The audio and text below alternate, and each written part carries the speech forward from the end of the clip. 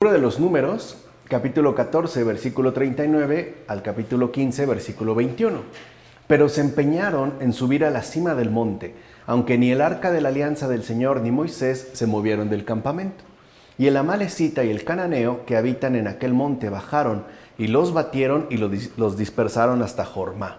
El Señor habló a Moisés diciendo: habla a los hijos de Israel y diles: cuando hayáis entrado en la tierra a la que yo os introduzco, y estéis comiendo el pan de la tierra, rendiréis un tributo al Señor. Rendiréis como tributo la primicia de vuestras moliendas, un pan trenzado. Lo rendiréis como tributo de la era. De la primicia de vuestras moliendas daréis al Señor un tributo por todas vuestras generaciones. Aquí se indica ya la necesidad de separar incluso en nosotros mismos lo enriquecedor de lo inútil. O sea, que seamos capaces de discernir entre lo que verdaderamente nos resulta benéfico y aquello que en definitiva es superfluo. En efecto, las santas emociones de nuestros sentidos, las cuales actúan según la virtud, recuerden, las emociones siempre que tienen que mantenerse en una estrecha relación con la virtud, son las primicias de la era del espíritu. O sea, en el campo espiritual, justo las primicias que aparecen son unas santas emociones cuando nuestros sentidos están regidos ya por la virtud. Por esto se la compara a una era campestre en la que se sacude el trigo. Y así como en la era del campo del trigo y la cebada son sacudidos y muchas veces aventados en el aire, precisamente para quitar toda la cascarilla, todo lo que es inútil, todo aquello que en definitiva no tiene ningún provecho, son entonces separados de la paja, porque la paja y las otras impurezas de las mieses se esparcen por doquier con un leve soplo de aire.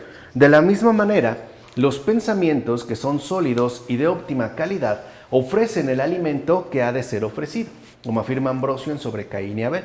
O sea que el Señor realmente quiere que nosotros ofrezcamos aquello que resulta sumamente provechoso y no cosas meramente superfluas, ni siquiera en términos interiores. De hecho, estas cosas superfluas, como sucede con las impurezas de las cosechas, en el caso del trigo, por ejemplo, estas impurezas, repito, suelen esparcirse con un leve soplo de aire y es la forma usual en la cual se va limpiando, en efecto, el grano.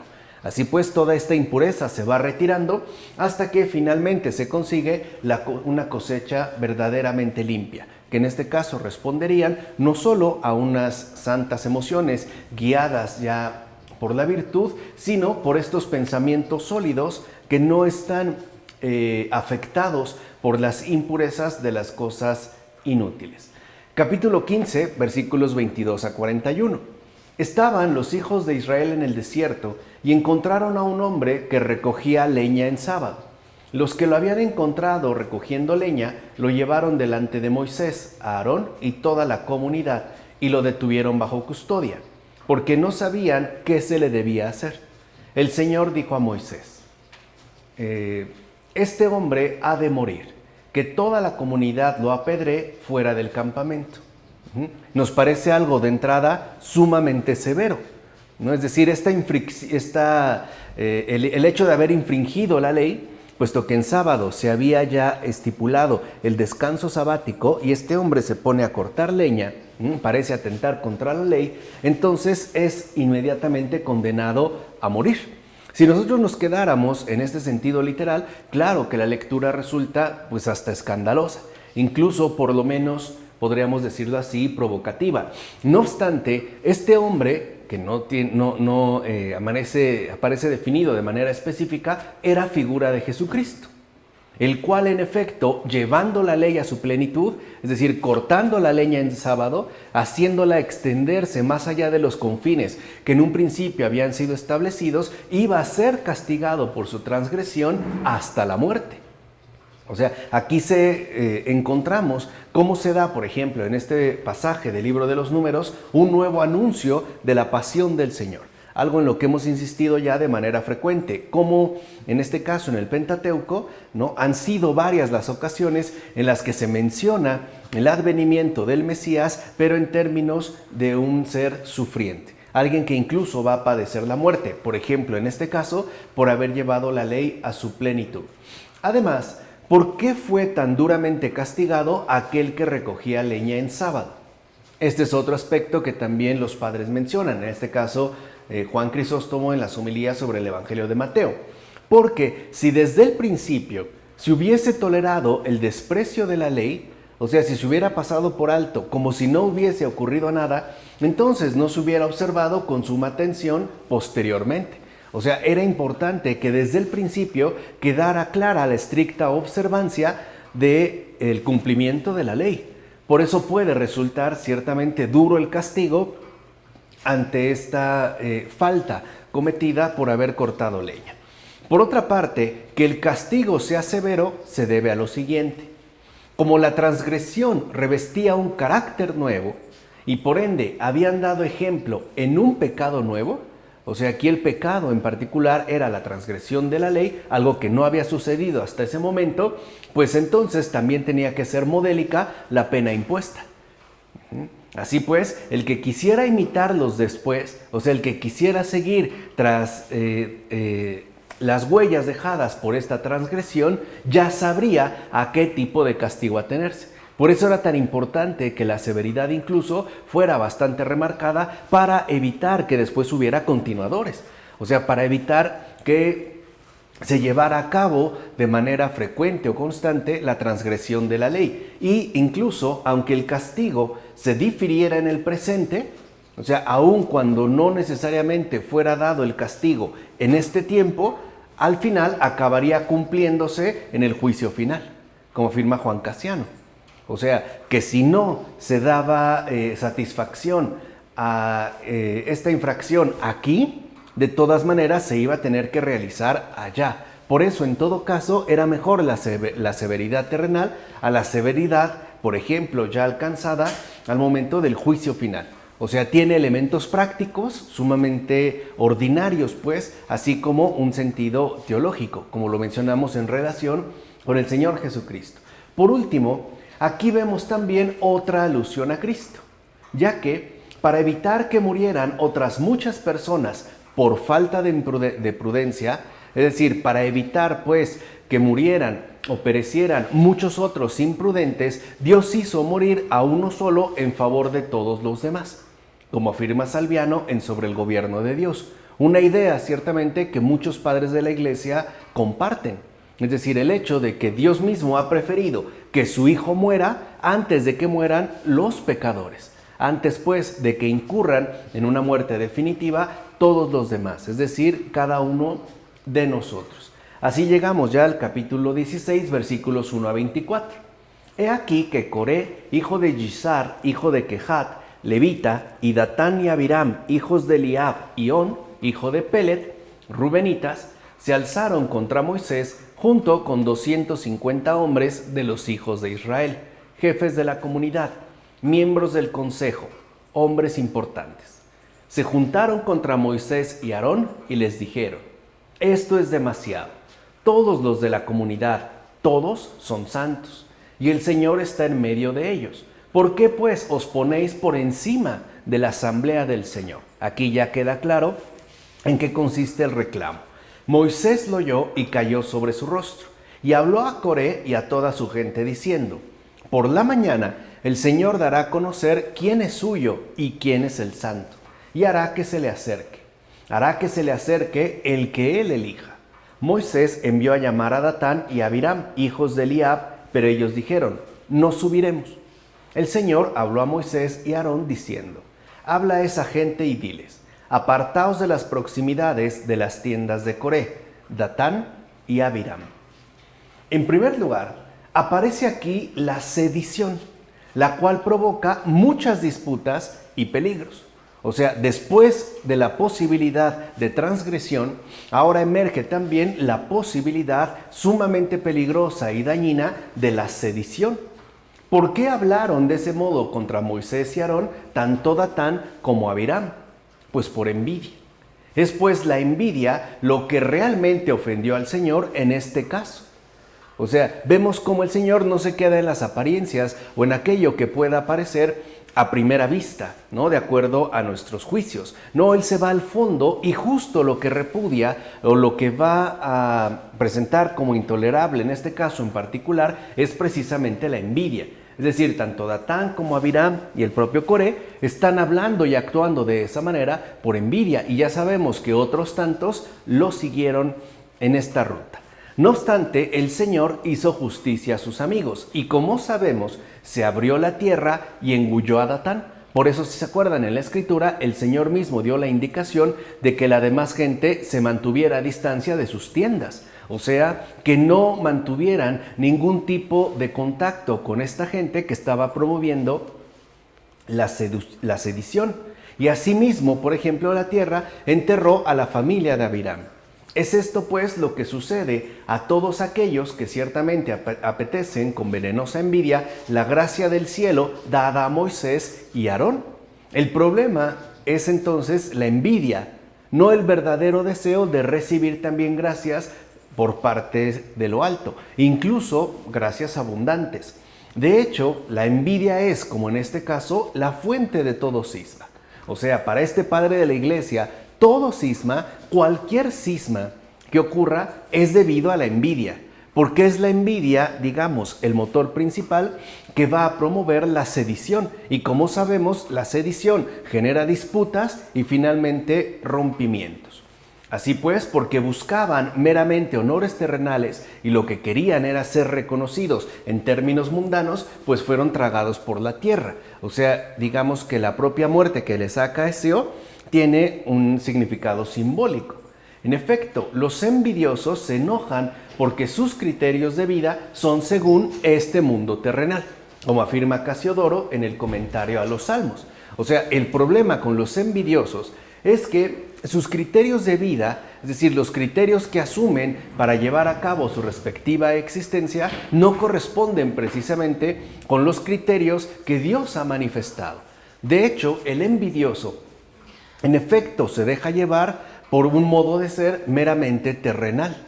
Y en este, digamos, modo terrenal es donde se generan las disputas, las discordias y, pues, evidentemente, todos los cismas. Por eso hay que estar muy al pendiente de que en el corazón de cada uno de nosotros la sedición no haga ningún acto de aparición, que ni siquiera estemos dispuestos a darle la más mínima cabida. Precisamente porque la sedición, como ya hemos mencionado, está basada sobre todo en la envidia. Y la envidia corresponde a un criterio de vida terrenal. Además, con este relato se nos deja en claro lo siguiente: los malvados, como Coré, Datán y Abiram, por su propia voluntad sediciosa, intentan destruir las disposiciones de Dios, pero no consiguen lo que buscan. Ahí está, digamos, el carácter marcadamente terrenal de los sediciosos. A un sedicioso no le gusta la forma en la que las cosas suceden.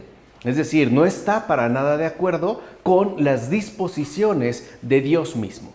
De hecho, el sedicioso estaría encantado con que las cosas fueran de otro modo completamente distinto. Es decir, que las cosas se dieran según su propio parecer.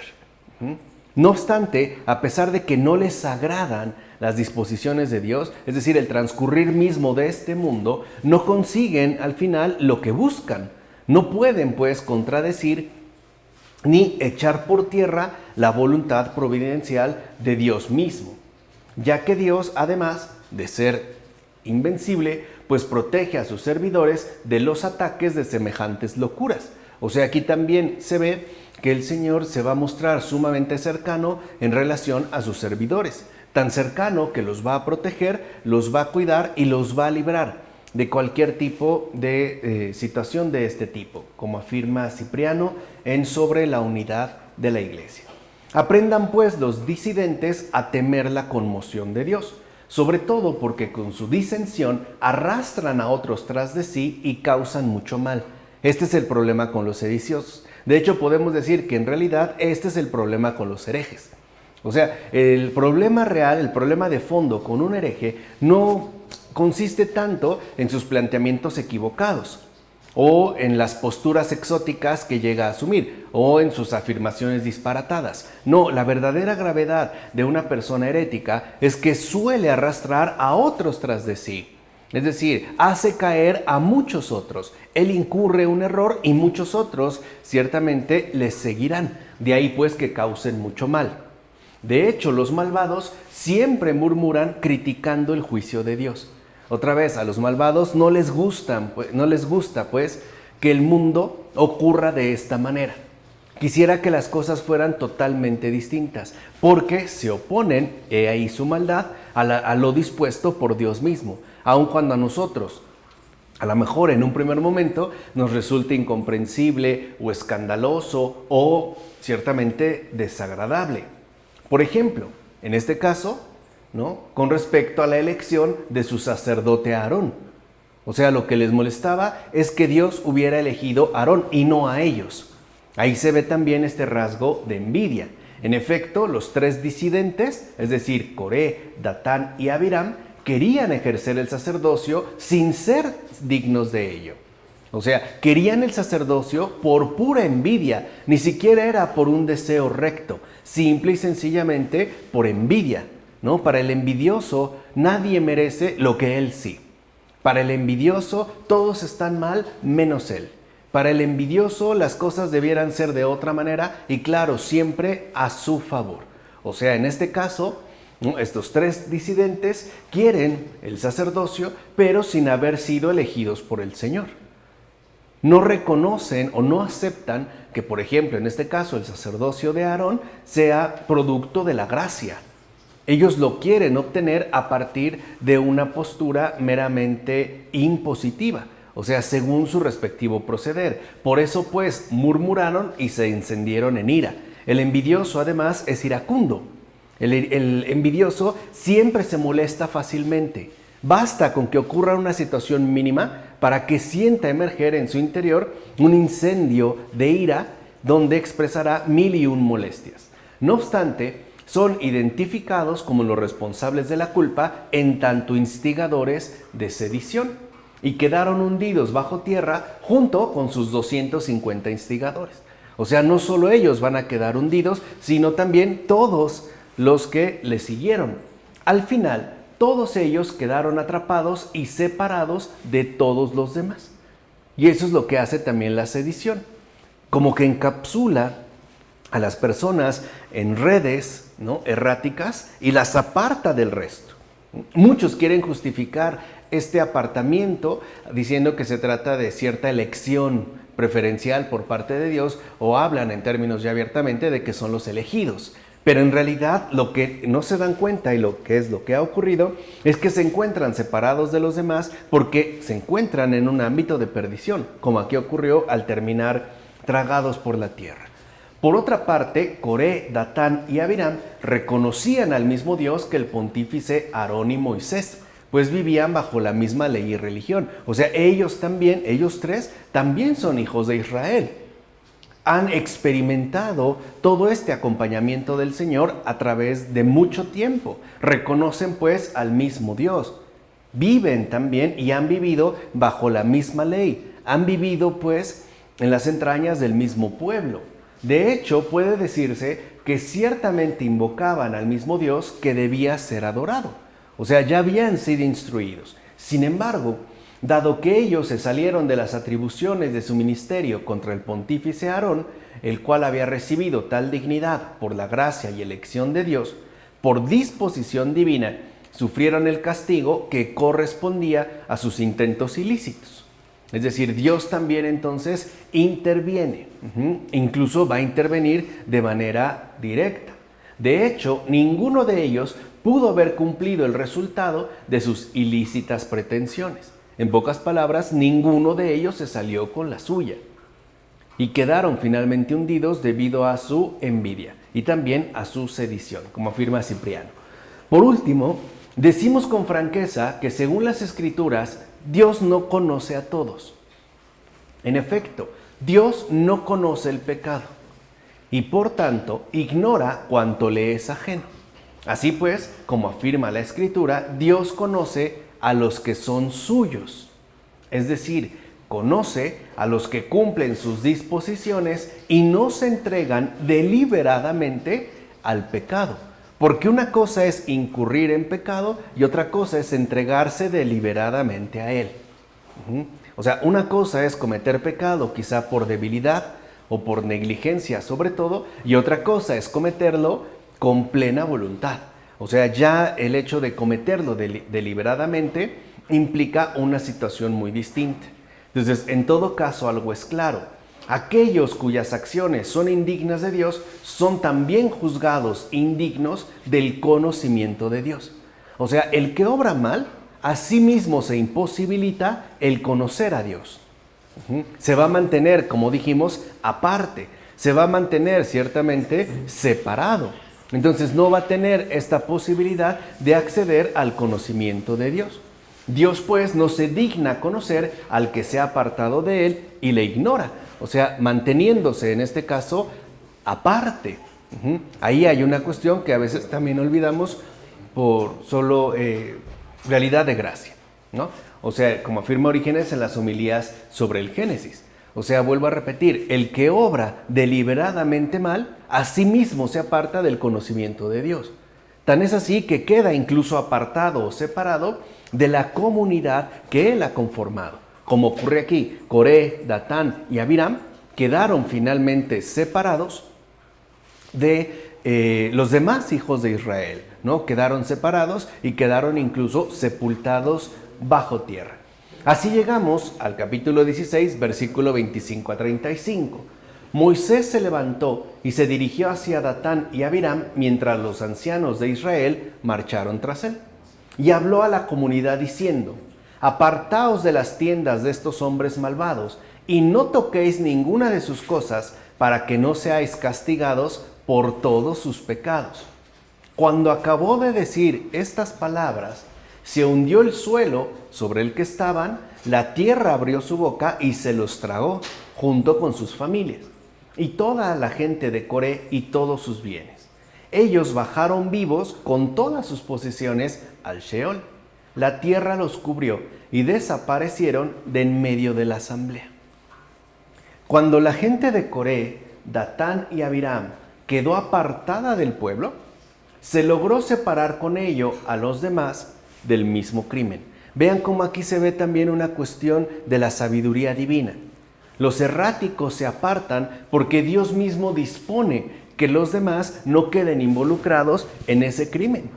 ¿Se dan cuenta? Lo que habíamos mencionado en los versículos anteriores. De hecho, la gente que quedó aparte, tal y como indicó Moisés, no tocó nada perteneciente a ellos. O sea, no estableció ningún tipo de contacto. Así pues, el pueblo, obediente a los mandatos del Señor y temeroso de Dios, debe apartarse de todo intento de sedición. Ya explicamos por qué. No solo sería por el hecho de atentar contra el orden establecido. Eso sería, digamos, lo más superficial que podemos decir. Es porque la sedición remite en último término a la envidia, que es lo que mencionamos. Y es esta envidia la que provoca, ¿no?, el oponerse a lo dispuesto por Dios mismo. Además, porque como sabemos, la envidia, lo vimos ya en la terapéutica de las enfermedades espirituales, es una pasión sumamente peligrosa. Además de que es causa de muchos y grandes males. De hecho, el pueblo mismo debe apartarse incluso de un obispo pecador y no mezclarse con el sacrificio del obispo sacrílego, como afirma el propio Cipriano en una de sus cartas. O sea, no porque sea obispo, si éste ha incurrido o ya se ha manifestado abiertamente como pecador, uno incluso tiene que apartarse de él, aunque sea obispo. No tocar ninguna de sus cosas, o sea, no relacionarse con esta persona en particular. Debe de mantenerse aparte, porque si no, eso atentaría contra nuestra propia comunión con el Señor. En todo caso, con este episodio se nos enseña que no debemos aspirar a la dignidad del sacerdocio por envidia, sino que debemos reconocer la elección realizada por Dios. Es decir, el sacerdocio no es algo obtenido por ciertos méritos y no puede ser algo buscado por envidia, sino tiene que ser aceptado como una elección realizada por Dios en la propia vida. Es una cuestión de gracia, no es ni siquiera un propósito. Puede ser que haya personas que tengan a lo mejor intenciones muy buenas y lo piensen a través del sacerdocio, pero si no es la elección realizada por Dios para él, lo mejor es que no ingrese, que se mantenga ciertamente como un servidor en el pueblo del Señor, pero no precisamente como sacerdote. No debemos, pues, atraer sobre nosotros la severidad de una ruina que a final de cuentas solamente va a conducir a la perdición más absoluta. Y además una perdición que no solo se refiere a nosotros, sino a mucha otra gente que quedará de igual manera involucrada. Recuerden, el que obra mal arrastra a muchos otros tras de sí. De hecho, los sediciosos del pueblo de Dios y los separatistas de la sociedad divinamente ordenada, para ejemplo visible de la pena invisible, o sea, aquí vemos también cómo el Señor obra, ¿no? Da un ejemplo visible, pero en realidad, apelando a la pena invisible, fueron sepultados vivos en la tierra. O sea, no fue poca cosa lo que les ocurrió, ni siquiera significa que murieron antes de quedar enterrados, no, fueron enterrados vivos. Entonces no podemos tomarnos a la ligera este episodio narrado por las Escrituras, como afirma Agustín en La Ciudad de Dios. A final de cuentas, los vivos saben y sienten lo que se hace a su alrededor. O sea, imagínense lo que sería ser sepultado vivo. La asfixia, la angustia, o sea, no es cualquier cosa. Por eso, hablando entonces de la pena invisible, los que desciendan al infierno en calidad de muertos, porque esa es la muerte, en realidad, finalmente el infierno, sentirán el mal de su propia miseria. Porque muchos consideraban que después de la muerte ya uno no siente nada, uno queda en una especie de estado neutral. Gregorio Magno dice, no, no es así. O sea, incluso pues, ¿no?, los que desciendan al infierno en calidad de muertos, pues van a experimentar, a sentir el mal, ¿no?, al que les acarreó su propia miseria. Y por eso sería un sufrimiento eterno. No es que no se siente nada.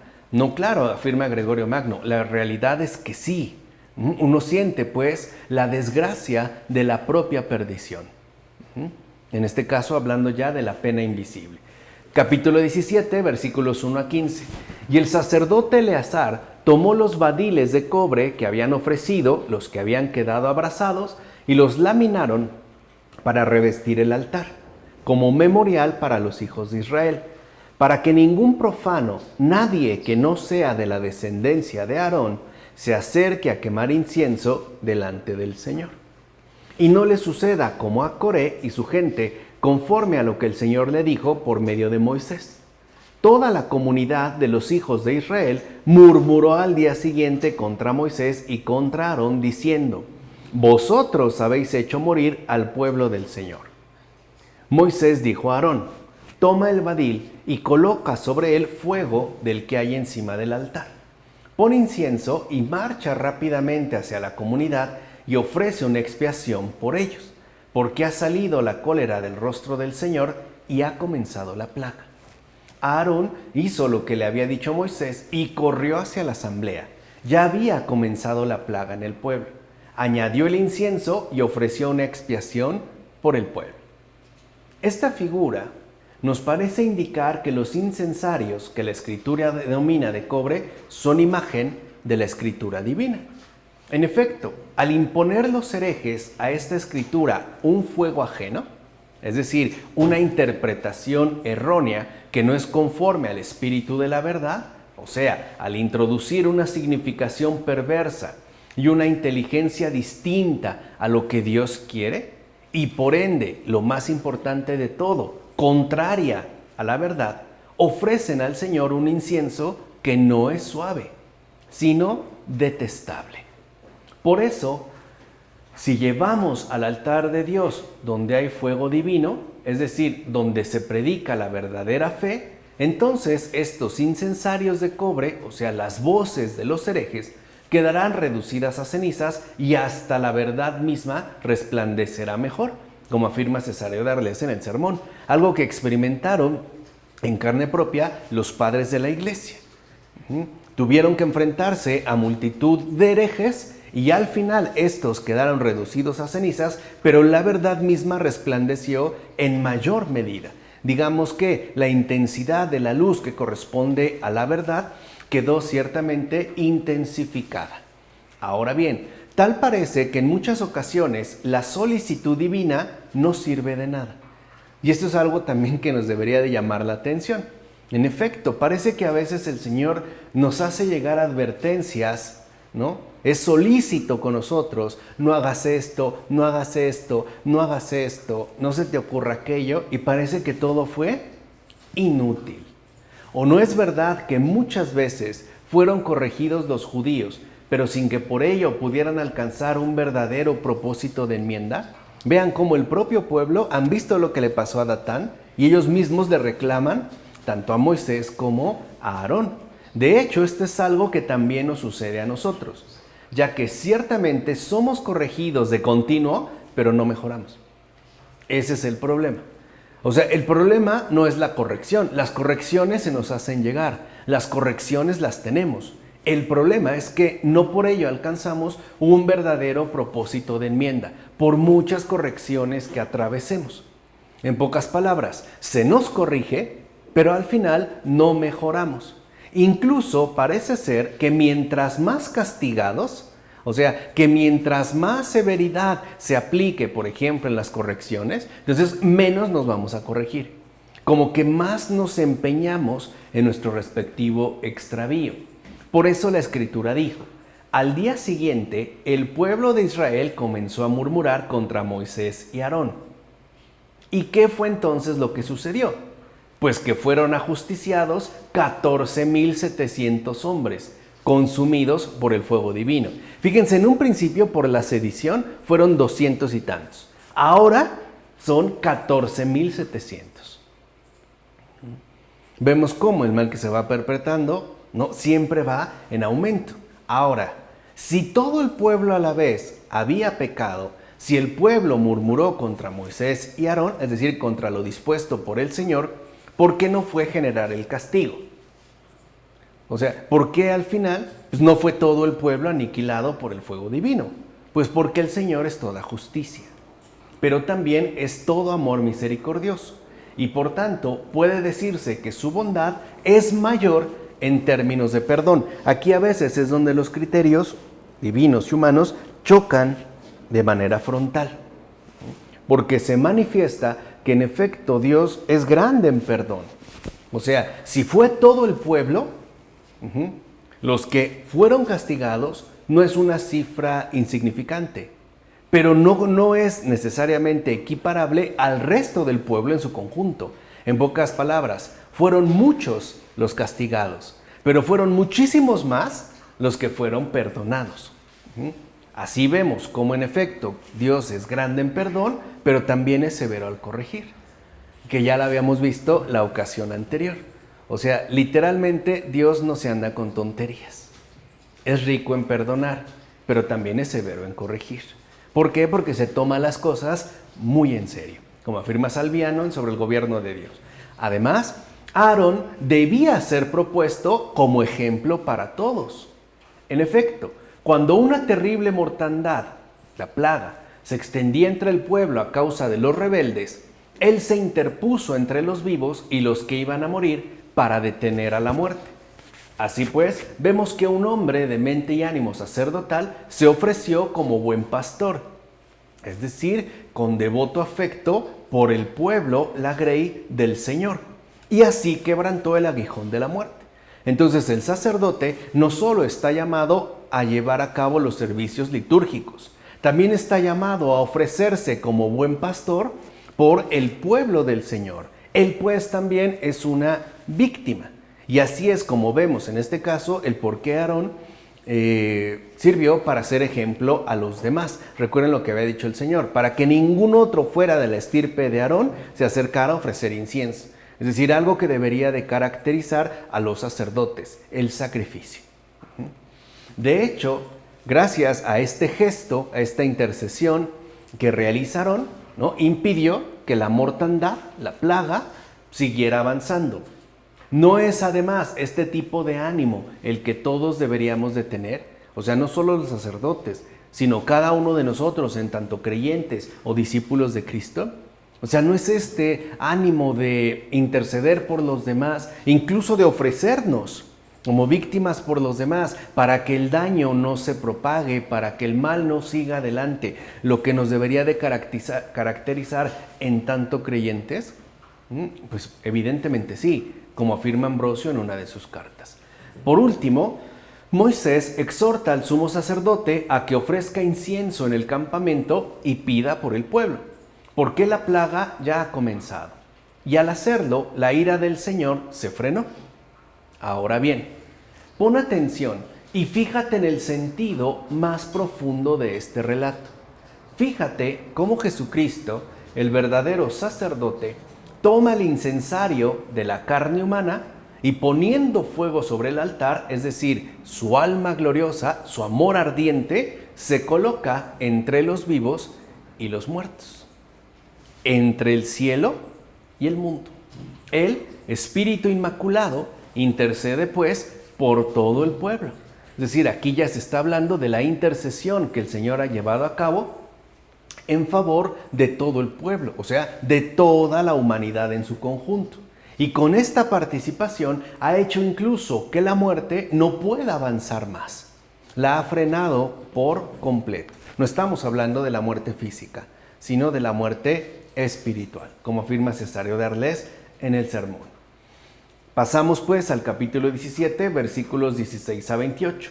El Señor dijo a Moisés: habla a los hijos de Israel y toma de ellos una vara por cada casa patriarcal, una vara por el jefe de cada casa patriarcal, 12 varas. Sobre cada vara escribirás su nombre. Sobre la vara de Leví escribirás el nombre de Aarón, pues habrá una sola vara por cada cabeza de familia. Depositarás las varas en la tienda de la reunión delante del testimonio, donde me suelo reunir con vosotros. Y sucederá que la vara del hombre a quien yo elija florecerá. Así haré cesar las protestas con las que los hijos de Israel murmuran contra vosotros. Entonces vemos cómo en efecto, ¿no?, había frecuentes protestas por lo dispuesto por el Señor. Dios escogió a Aarón como sacerdote precisamente para que no prevaleciera en su elección la codicia humana, sino la gracia de Dios. O sea, que no pensaran que era por cualidades propias de Aarón, o sea, por cualidades humanamente pertenecientes a él, por lo que había alcanzado este sacerdocio, sino que había sido una elección gratuita, o sea, algo dispuesto por Dios mismo. Así ya comprendemos que la elección es una llamada celestial, y es esta llamada la que estamos llamados nosotros a responder. Por ejemplo, en términos generales, según el estado de vida que nos corresponda. Si es como consagrados, si es como laicos, si es como solteros, si es como casados, incluso si es como viudos o viudas. Dependerá de la llamada que recibamos. Así pues, nadie debe aceptar un honor por propio interés. O sea, no debemos hacerlo, pues, ¿no?, basados en los criterios del autobeneficio o la autocomplacencia. Tal elección debe corresponder a un llamado de Dios, tal y como sucedió con Aarón. De hecho, el propio Cristo nunca exigió el sacerdocio, sino que más bien lo recibió. Y además, el sacerdocio eterno, como afirma Ambrosio en sus cartas. Entonces, lo importante es recibir todo lo que el Señor nos quiere hacer llegar. Ahí es donde se nos dirige una llamada. Y es, digamos, esta llamada la que deberá ser correspondida por una adecuada respuesta por parte nuestra. Ahora bien, con la elección de unas varas se quiso manifestar lo siguiente. La palabra de Dios debe siempre reverdecer en el corazón mismo de cada uno. O sea, la palabra de Dios ahí se mantiene, pero como que no reverdece, como que no fecunda nuestra alma, ¿no? Pareciera que muchas veces se quedara al nivel de un ornato, una especie de adorno que tenemos, pero que no hemos dejado que nos fecunde profundamente. ¿Y cómo podemos darnos cuenta que no nos ha fecundado, por lo menos no profundamente, porque seguimos empeñados en el antiguo modo de vivir? O sea, seguimos apegados a las pasiones, a los criterios mundanos y en general, ¿no?, a lo meramente terrenal. En efecto, la palabra de Dios debe retoñar siempre en términos de enseñanza salvífica. O sea, también esta palabra está llamada a dar buenos frutos en términos de enseñanza salvífica. Por eso la vara de Aarón significa el resplandor de la predicación y la verdadera enseñanza. O sea que cada uno de nosotros, a su vez, en tanto fecundados por la palabra divina, estamos llamados a la predicación. O sea, el predicador no es el que se para delante de un púlpito y da un sermón, o aquel que expone un determinado tema. No, en realidad la predicación consiste en este reverdecimiento, en esta abundancia de fruto que ha producido la palabra en nosotros y que transmitimos a través de nuestra boca, por medio, por ejemplo, de las verdaderas enseñanzas. O sea que la predicación tiene que ver con lo que transmitimos en términos genuinos de rectitud. O sea, ya no decimos tonterías, pues, sino que nuestras palabras se ven acompañadas por la verdadera enseñanza. Ahí se ve cómo en efecto la predicación, ¿no?, ya es resultado de la fecundación que ha realizado en cada uno de nosotros la palabra divina, como afirma Ambrosio en Sobre José. Por otra parte, el sumo sacerdote era Aarón, y por eso únicamente su vara fue la que floreció. De hecho, al igual que la vara de Aarón floreció en el pueblo judío, así la cruz de Cristo floreció en el pueblo gentil. Sin embargo, el madero de la cruz no solo germinó, como sucedió con la vara de Aarón, sino que también floreció y hasta mostró el fruto de todos los pueblos que crecen. ¿Y cuál fue el fruto que ciertamente produjo? Almendras. Las almendras son nueces. Este fruto, en la primera envoltura, es decir, en la cáscara, es amargo. De hecho, podemos decir que es muy amargo. Si alguna vez han intentado pelar una almendra, ¿no?, con la boca, sabrán bien de lo que estoy hablando. Pero una segunda capa lo cubre y lo protege, la cual, si ya no posee el mismo nivel de amargor, tampoco puede decirse que sea precisamente comestible. Y finalmente aparece la tercera dimensión, que ya es dulce, y es de hecho lo que uno busca en tanto alimento. Es esto lo que verdaderamente alimenta al que lo come, no la cascarilla que cubre y protege, y mucho menos la cáscara. Pues bien, así es en la Iglesia de Cristo, en la doctrina de ley y en los profetas.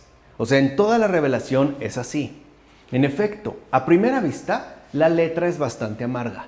Lo acabamos de ver, por ejemplo, cuando, ¿no?, la tierra enterró vivos a Coré, a Datán, a Abiram, el hecho de que se castigara a muerte al que había cortado leña en sábado. O sea, a primera vista, en un primer momento, la letra es bastante amarga. Pero no debemos quedarnos ahí, sino que tenemos que profundizar para buscar ese fruto dulce que lleva al interior. Por eso, una vez atravesado el sentido literal, ¿no?, llegaremos a esta segunda envoltura, donde se expresa en efecto la doctrina moral que nos ayudará a preservar y proteger bien lo que se lleva por dentro. O sea, el Señor, ¿no?, nos introduce por una vía literal hacia un sentido moral, que es lo que vamos a requerir para poder custodiar, preservar y proteger del mejor modo posible el verdadero fruto que se nos va a conceder. Por eso, la moral es inseparable de la espiritualidad. No son lo mismo. Y eso ya lo habíamos dicho en muchas ocasiones. Pero sí es necesaria para la preservación y protección del fruto que el Señor nos va a ofrecer. O sea, en pocas palabras, requerimos las virtudes para preservar bien las gracias que Dios nos va a conceder. Sin esta moral, nuestra vida espiritual se echaría a perder. De hecho, lo único que haríamos es provocar que el fruto se pudra. Por eso es importante la moral, pero no es lo máximo. Por eso moralidad y espiritualidad están relacionadas, pero no son idénticas. Pero ya en tercer lugar, entonces, encontramos ese sentido secreto de los misterios de la sabiduría de Dios, o sea, el fruto verdaderamente espiritual, que son los sentidos, ¿no?, que se le atribuyen, al menos en sentido patrístico, a la Escritura. Un sentido literal, un sentido moral y el sentido espiritual, el cual es el verdadero fruto que contiene los misterios de la sabiduría de Dios. Y es justo de este alimento del cual se alimentan las almas santas, no solo en esta vida, sino también en la futura. Recuerden lo que dijo el Señor: este mundo pasará, pero mis palabras no pasarán. O sea, es esta palabra, este fruto también de vida eterna, lo que alimentará a las almas, no solo aquí, sino también en el más allá, o sea, eternamente. Este es justo entonces el fruto del sumo sacerdote que se promete a los que tienen hambre y sed de justicia para que sean saciados. Pero vean también aquí algo importante, bueno, como afirma Cesáreo Darles en el sermón: uno no llega al fruto dulce de inmediato, uno llega a este fruto dulce al último, atravesando antes, ¿no?, la capa que cubre y preserva, que es el sentido moral, e iniciando, sin escandalizarse, por el sentido literal, por aquello, digamos, ese cierto toque de amargor que nos ofrece en un primer momento la letra. Capítulo 18, versículos 1 a 32. El Señor dijo a Aarón: todo primer nacido de todo viviente, hombre o animal, que ofrezcan al Señor, será para ti. Ya se dirige aquí de manera particular a Aarón. El Señor dijo a Aarón: no tendrás ninguna posesión en su tierra, y no tendrás ninguna porción entre ellos. Yo soy tu parte y tu heredad entre los hijos de Israel. O sea, aquí ya le dio, digamos, las indicaciones fundamentales. Todo unigénito es un primogénito, pero no cada primogénito es unigénito. Un primogénito no es solo aquel a quien otros niños le siguen, sino aquel antes del cual ningún otro niño ha nacido. Así pues, la palabra de Dios definió lo que significa primogénito, o sea, significa todo el primer nacido. Pero el unigénito es alguien único. Este último, el unigénito, no es pues el que se le entrega a Aarón. El que se le consagra a Aarón no es el unigénito, es el primogénito. Es decir, el primero en nacer después de otros hermanos, como afirma Jerónimo en Contra el Vidio sobre la perpetua virginidad de María. ¿Por qué? Porque en primero en nacer, el primogénito, después de otros hermanos, es el que también servirá como guía y ayuda para sus respectivos hermanos que han llegado después. Se les da pues una indicación de rectitud. Ahora bien, ¿quieres saber finalmente qué diferencia hay entre los sacerdotes de Dios y los sacerdotes del faraón? Algo que sigue siendo aplicable hasta estos días. El faraón, y eso era digamos la práctica usual en el antiguo Egipto, daba tierras a sus sacerdotes. O sea, eran prácticamente trabajadores puestos a sus servicios, aunque en el ámbito de lo religioso. Pero estaban pues en manos del faraón. Los tenía contentos y complacidos, dándoles tierras, dándoles privilegios. De tal manera que entonces los sacerdotes del faraón no diferían mucho de un príncipe, porque eran poseedores. Esto caracterizaba a los sacerdotes del faraón. Y recuerden que el pueblo de Israel de Egipto ha salido. Entonces tiene muy clara también esta imagen en el caso de los sacerdotes.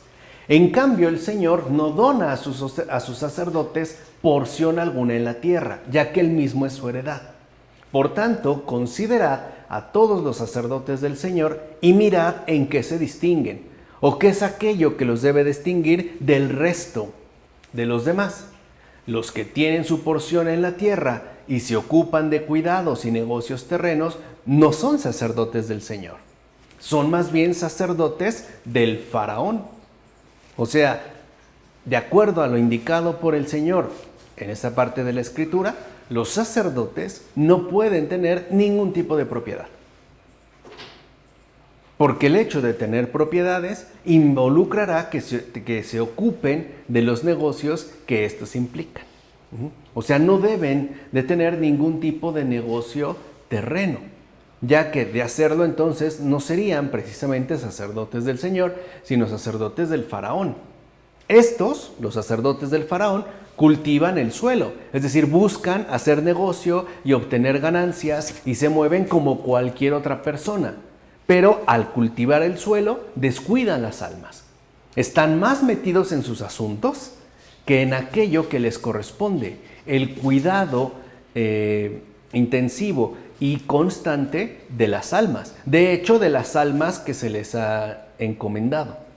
O sea, un sacerdote del faraón está metido en 1001 asuntos de este mundo, menos en lo que debe, en el cuidado de las almas. Desafortunadamente hay muchos sacerdotes del faraón, aún en estos tiempos, que tienen 1001 cosas, 1001 ocupaciones, menos la atención requerida a las almas. O sea, el descuido, pues, ¿no? Se traduce en términos del descuido de la gente. Pues eso es justo lo que quiere el faraón, pero no el Señor. O sea, el faraón lo que busca es que el sacerdote, al estar metido en tantos asuntos, finalmente descuide las almas. ¿Por qué? Porque le va a dar prioridad a aquello que le beneficie y por ende que le haga quedar bien con el faraón. Por eso el Señor prohíbe, de hecho, que se tengan posesiones, que se tenga cualquier tipo de propiedad. En tanto sacerdote no, porque su misión está plenamente consagrada al servicio, al cuidado y la atención de las almas. De hecho, estos sacerdotes se consagran al mundo, no a la ley, y se ve. O sea, en su propia manera de vivir, se ve qué tipo de consagración tienen. En su propia manera de vestir, de comportarse, se ve. O sea, no necesitan decirlo. De hecho, uno sí puede identificar o al menos distinguir con gran claridad quién es un sacerdote del Señor y quién es un sacerdote del faraón. O sea, en dónde está verdaderamente la consagración o de dónde viene la consagración que han llevado a cabo. Por el contrario, los sacerdotes del Señor no tienen posesiones. Nada de posesiones, ya que sus cuidados están únicamente dirigidos al cuidado de las almas. No tienen pues ningún otro tipo de distractor. Toda su vida está puesta al servicio de las almas que le han sido encomendadas, como menciona Orígenes en las homilías sobre el Génesis. Bastaría con conocer un poco la vida de San Juan María Vianney, o sea, el santo cura de Ars. ¿Qué posesiones tenía? Ni una. O sea, ni siquiera tenía estolas lujosas y mucho menos varias. Tenía una y ya bastante desgastada. Y ahí vemos cómo él, en tanto sacerdotes, patrono de los confesores, de hecho patrono de los sacerdotes, el santo cura de Ars, toda su vida estuvo consagrada exclusivamente al cuidado de las almas. Por eso estaba tan delgado, ¿no? Incluso podemos decirlo así, por eso es que estaba tan flaco, porque ni tiempo le daban de comer. Podía llegar a pasar en el confesionario hasta 18 horas, o a veces un poco más. Y cuando de repente tenía por ahí un espacio y se iba, ¿no?, a la cocina a comerse algo, pongamos una fruta, ¿no?, y alguien llegaba, ya la había tomado y le decían, padre, ¿le hablan? O sea, era otra alma que lo requería. El cura de Ars nada más cerraba los ojos, olía la fruta, la dejaba y se iba. Ni siquiera es, no, dile que me espere, no he comido, nada. O sea, ya no vive para sí, no tiene vida propia. Nada, nada. O sea, todo está consagrado al cuidado de las almas. Ahí es donde se puede distinguir a un verdadero sacerdote del Señor de uno que en definitiva no lo es. Capítulo 19, versículos 1 a 10. El Señor habló a Moisés y a Aarón diciendo, esto es lo que el Señor estableció por ley y mandó diciendo, habla a los hijos de Israel para que se traigan una vaca roja sin defecto, que no tenga taras, sobre la cual no se haya puesto nunca un yugo. El que ha quemado la vaca lavará sus vestidos con agua, se bañará en agua y quedará impuro hasta la tarde. Un hombre puro recogerá la ceniza de la vaca y la depositará fuera del campamento, en un lugar puro, para que la comunidad de los hijos de Israel la guarde para hacer el agua lustral del sacrificio por el pecado. El que recoge la ceniza de la vaca lavará sus vestidos y estará impuro hasta la tarde. Y será esto una ley perpetua para los hijos de Israel y para el extranjero que habite en medio de ellos. Se afirma pues que la ceniza del sacrificio debe ser la ceniza de una vaca roja. la cual, una vez esparcida, santificaba a los corrompidos. Pues bien, aquí también entonces está prefigurada la pasión del Señor, que purificándonos nos salva para siempre. Luego, la cremación de la vaca roja guarda relación con el tiempo y la pasión de Cristo. Y la ceniza de la vaca quemada, que era guardada para la purificación de los impuros, hace referencia a la pasión de Cristo ya realizada, con la cual somos purificados cada día de nuestros pecados, como afirma Beda sobre el tabernáculo. O sea, era otro modo distinto de referirse al Mesías sufriente. Y además, no solo a lo que iba a padecer, la muerte, sino a todos los resultados benéficos que iba a obtener por medio de su sacrificio. Por último, como hemos escuchado, el agua de aspersión purifica. Es lo que se utilizaba, ¿no? Revuelta pues con esta ceniza. De donde aparece que la aspersión del agua vale también a semejanza del baño de salud. O sea, al bautismo. Se está hablando del bautismo. Así le llamaban también a veces los padres. El baño saludable, el baño de salud, el baño de regeneración. Y cuando esto se hace en la iglesia, donde está la fe íntegra del que lo recibe y del que lo administra, todo puede tener valor y por ende llevarse a cabo por la autoridad de Dios y de la fe verdadera. Ahí es donde se encontraría esta rectitud, ¿no? De acuerdo con Cipriano en sus cartas. Capítulo 19, versículos 11 a 22. Esta es la ley para cuando un hombre muere en una tienda. Todo el que entre en la tienda y todo el que esté en la tienda quedará impuro 7 días. Toda vasija abierta que no esté tapada quedará impura. Recuerden que generalmente en las vasijas se guardaba agua, o vino, o aceite. Y se refiere a la que esté pues descubierta. La tapadera de una vasija o un lazo es el control disciplinar del silencio. Aquí se está hablando en un sentido ciertamente espiritual. Quien no se tapa con él, o sea, con este control disciplinar del silencio, es reprobado como si fuera una vasija impura y sucia, porque la boca habla de lo que está lleno el corazón. Entonces, a través de la boca se puede percibir qué hemos dejado entrar. Así pues, quien se entrega al alarde público y no se cubre con el velo del silencio, es entonces como la vasija que recibe todo tipo de suciedad, que deja que entre absolutamente todo, como afirma Paterio en la explanación a Números. Por eso es tan fundamental que nosotros estemos vigilantes sobre aquello que pretende ingresar a nuestro interior. Por ejemplo, a través de lo que vemos en las redes sociales o en internet o a través de nuestras lecturas. Debemos de tener ciertamente prudencia, de tal forma que no nos dejemos ensuciar de suciedad a tal punto que después incluso se manifieste en términos de alarde público. Capítulo 20, versículo 1. Toda la comunidad de los hijos de Israel llegó al desierto de Sin en el mes primero, y el pueblo se estableció en Cadés. Allí murió María y allí fue sepultada. El desierto de Cadés tiene que ver con el espíritu de piedad. No olvidemos que cuando el pueblo de Israel llegó a aquel lugar, sufría la sed en la gran aridez de aquel sitio. Con esta lección se quiere enseñar que los corazones endurecidos de los pecadores pueden ser ablandados en las aguas de la sabiduría. O sea, uno puede pasar de las tinieblas a la luz, del error a la verdad, de la dureza de corazón al corazón de carne. Es esto, pues, lo que sucedió en Cadés.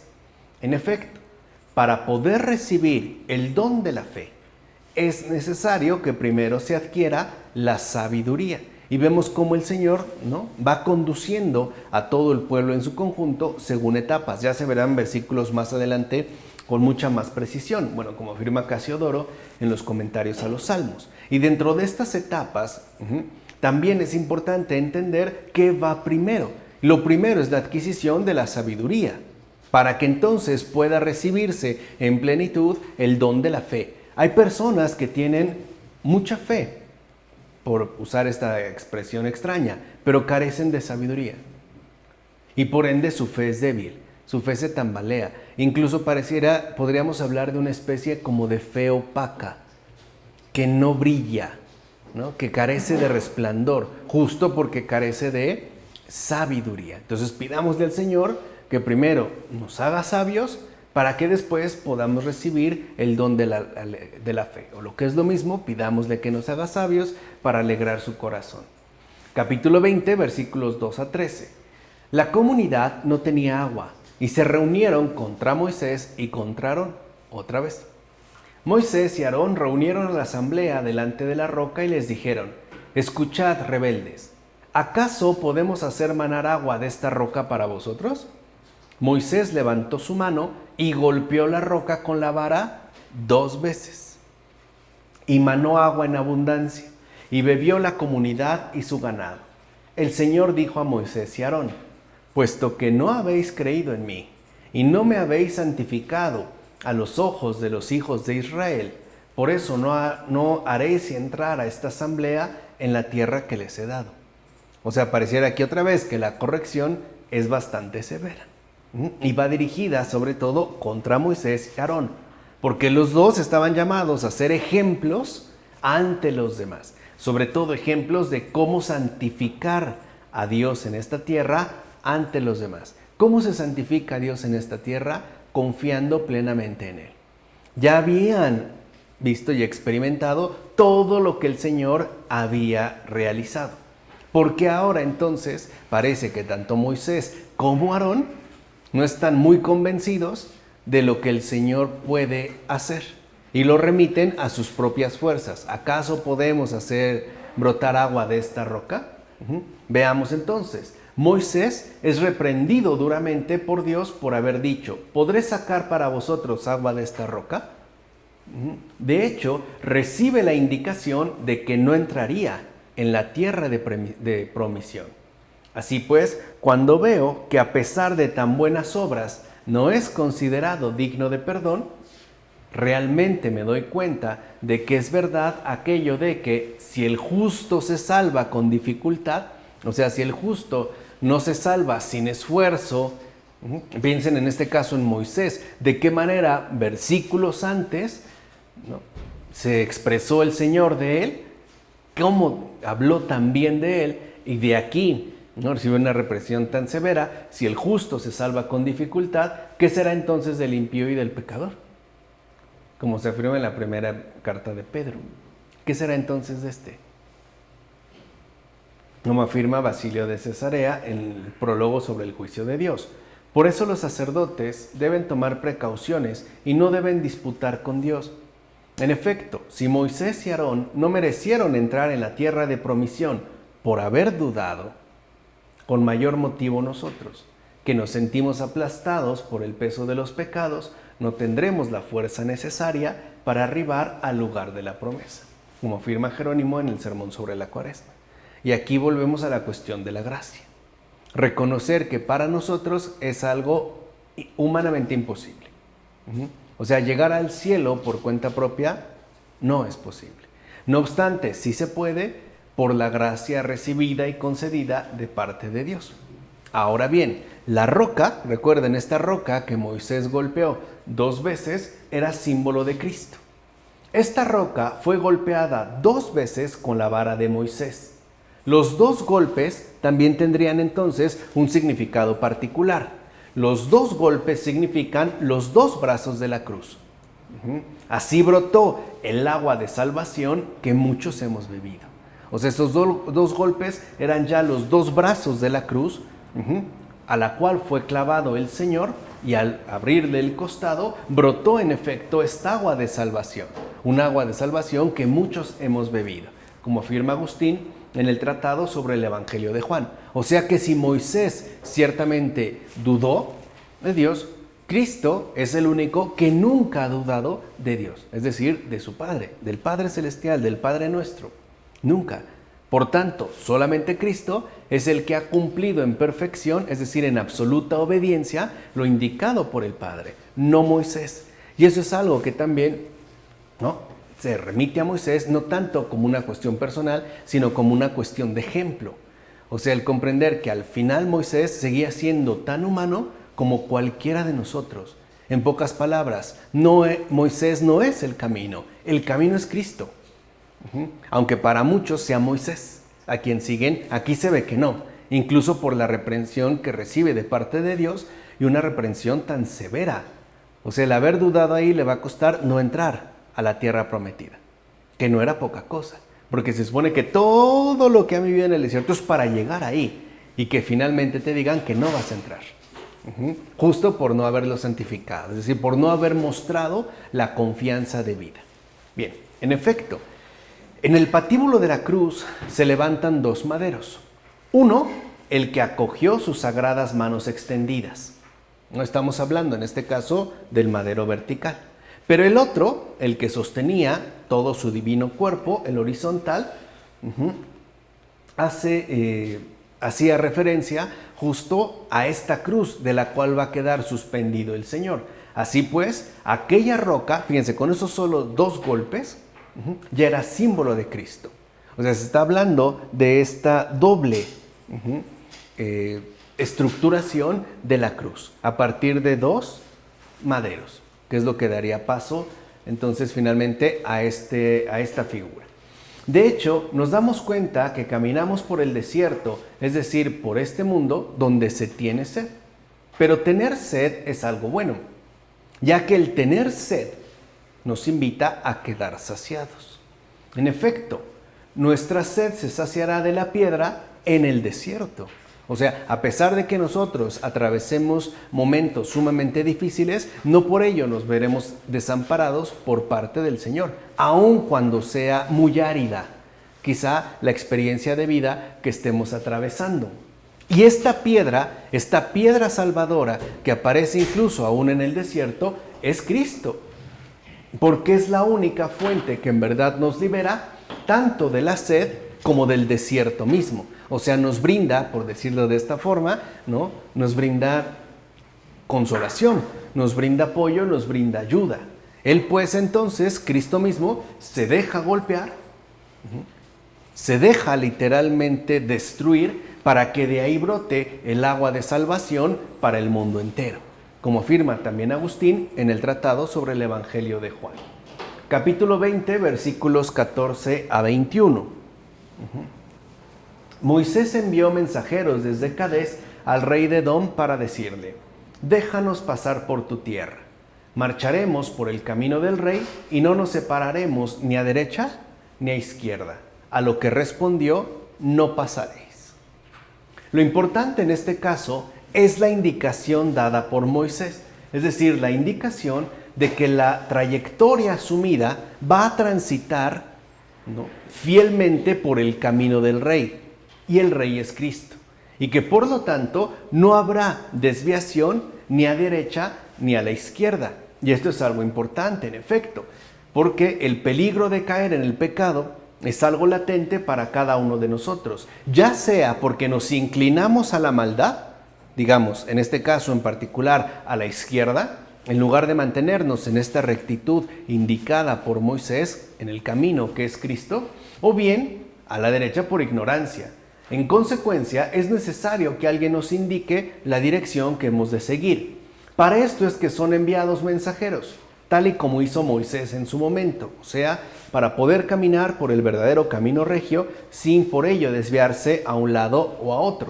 Ahora bien, tal es la condición de nuestras pasiones, o sea, tal es pues nuestra humana condición real, y tan grande el cuidado del buen pastor por cada uno de nosotros, que siempre nos hace contar con alguien que sabe cuidadosamente guiar a las almas del rebaño para que no se extravíen del buen camino. Nos manda, por decirlo así, buenos pastores. Siempre hay uno que nos va a dar la indicación para no desviarnos ni a derecha ni a izquierda. Así pues, tal pastor deberá dirigir muy bien a los demás en conformidad con las normas acertadas del regio pastoreo, el cual sobresale por ser recto, justo y digno de nuestro verdadero pastor Jesucristo. O sea, todo aquel que sea pastor debe caracterizarse por su rectitud, por su justicia y por la dignidad. Debe, como dijimos ya anteriormente, bueno, esto lo dice Gregorio Nacianceno en la Apologética, debe conducir por el camino recto a las almas. y ayudarlas a que no se desvíen ni a un lado ni a otro. ¿De acuerdo? Vamos a dejarla entonces hasta aquí. En nombre del Padre, del Hijo, del Espíritu Santo. Amén.